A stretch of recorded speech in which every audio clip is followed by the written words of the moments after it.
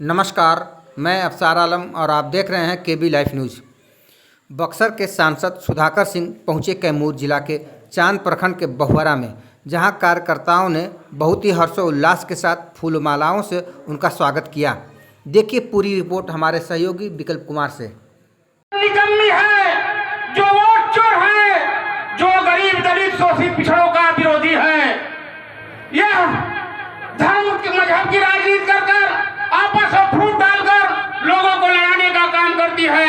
फिर भी आपको मैं बता देना चाहता हूं, मोदी सरकार में बहुत सारे ऐसे जगह हैं, सलाह के रूप में मोदी सरकार आदरणीय सुधाकर सिंह जी को बुला करके बहुत बिंदुओं पर किसानों के संबंधित सलाह लेने का काम करती है।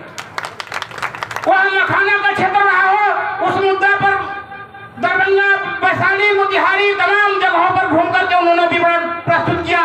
साथ ही मध्य प्रदेश में जो सरसों है, इस सरसों को अवैध जो आपत्तिजनक बीज की जो खपत होती थी, वहां भी मोदी सरकार के द्वारा चिन्हित कर आप जाकर जांच करवाए, तेल को लेबोरेटरी में जांच कराए, उस तेल को खाने से कैंसर और हार्ट की बीमारी होती है, वहां भी जाकर आपने जांच कर प्रतिवेदन समर्पित करने का काम किया। मोदी सरकार की भी जरूरत पड़ती है सुधाकर सिंह जैसे नेता।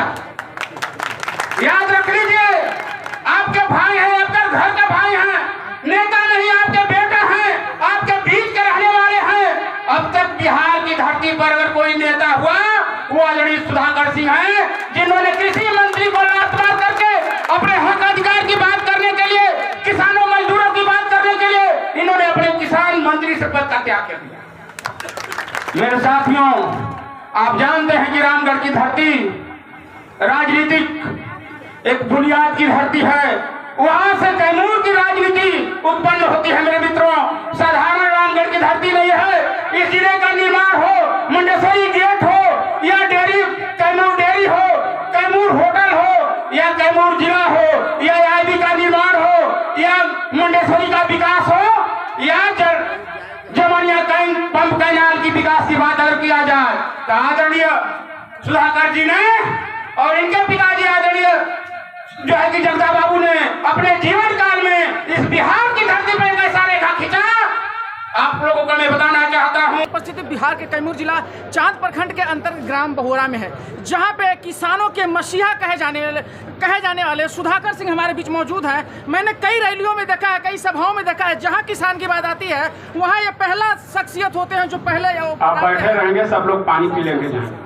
पहला शख्सियत होते हैं जो वहां इनका पहला कदम पड़ता है। और आज जिस तरह से किसानों के ऊपर तसियत बरसाया जा रहा है कि उनका खड़ी फसल रौंदा जा रहा है जीएसबी से, अब उनके ऊपर क्या बीत रही होगी। जैसा कि कहावत कहा जाता है कि खेती और बेटी किसान के लिए बराबर होता है। आप सोच सकते हैं कि जिसकी खेती और बेटी बर्बाद हो रही हो, उस किसान के दिल पे क्या गुजरती हो। मैं सर से बात करके जानने का प्रयास करता हूँ कि उनके इस दुख के घड़ी में आप कितना % खड़े हुए और क्या क्या करने वाले।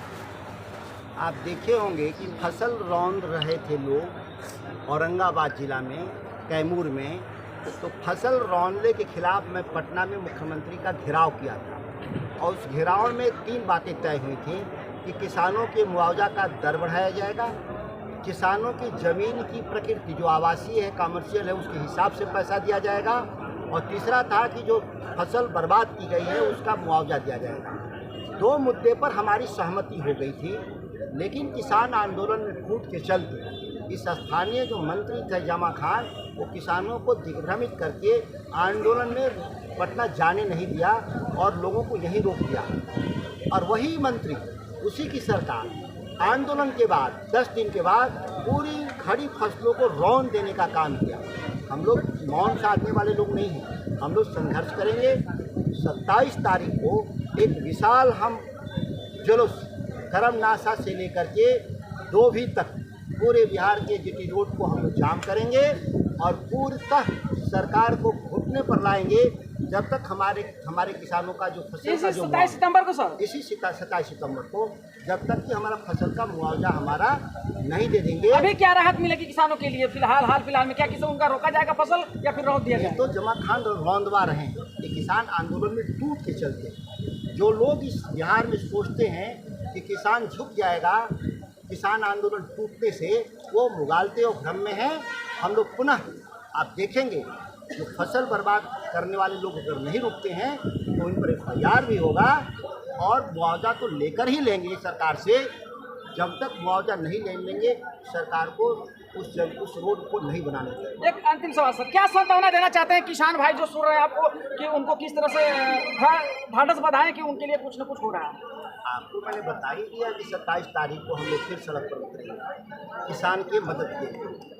सरकार को बंद कर देंगे, बिहार की सरकार को, भारत सरकार को भी हम लोग रोक देंगे जब तक कि किसानों को मुआवजा नहीं मिलेगा। इस बात की चेतावनी भी प्रशासन को है। अगर वो सुधर जाएंगे वो अच्छी बात, नहीं भी सुधरेंगे तो उनका इलाज कर देंगे। सर इधर के जो लोकल रोड है, मैंने इधर लोगों से बात किया, काफ़ी रोड खराब है इधर, जिसके एक आस लगाकर आपका कार्यक्रम लिए हैं, उनके लिए 2 शब्द।